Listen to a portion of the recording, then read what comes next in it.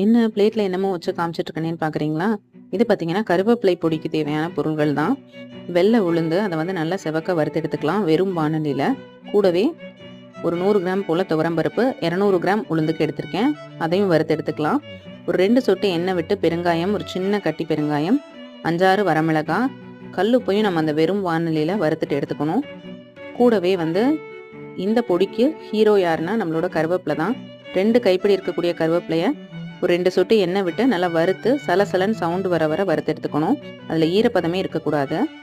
கூடவே பார்த்தீங்கன்னா, ஒரு சின்ன நெல்லிக்காய் அளவு இருக்கக்கூடிய ஒரு புளி, அதையுமே வந்து அந்த சூடாக இருக்கக்கூடிய இருப்பு சட்டியில் போட்டு வச்சுருக்கேன். அப்போ தான் அதில் இருக்க ஈரப்பதம்லாம் போயிட்டு பொடி கெட்டு போகாமல் இருக்கும். இதை எல்லாமே நல்லா காய வச்சு சட்டுன்னு மிக்சியில் போட்டு கொரப்பா அரைச்சி எடுத்துட்டோம்னா ரொம்ப ஹெல்தியான கருவேப்பிலை பொடி ரெடி. இட்லி, சூடான சாதத்தில் நெய் விட்டு போட்டு சாப்பிட்டா ரொம்ப டேஸ்டியாக இருக்கும். ட்ரை பண்ணி